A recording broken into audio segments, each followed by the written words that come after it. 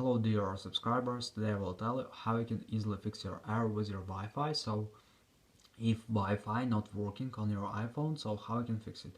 So just open the settings, just find your Wi-Fi, just open Wi-Fi, try to turn on off here, wait a few seconds and just turn on again. So after you will reconnect to your Wi-Fi.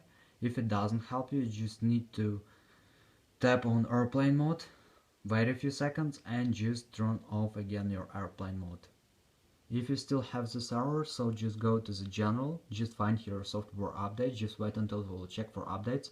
Just now choose download and install, so just download and install latest iOS on your iPhone.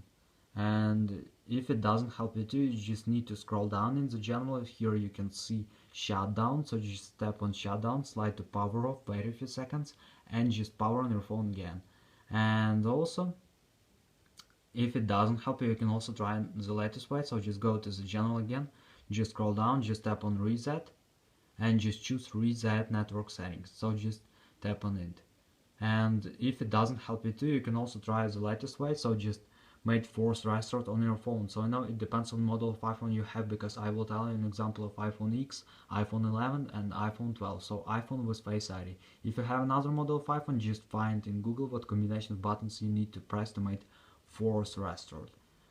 So on this model of iPhone you just need to press on high volume button, then on low volume button, and just keep on hold power button until you will see black screen. So when you will see black screen, just release your finger from power button, and after you need to see Apple logo. So when you will see Apple logo, it means that you successfully made force restart.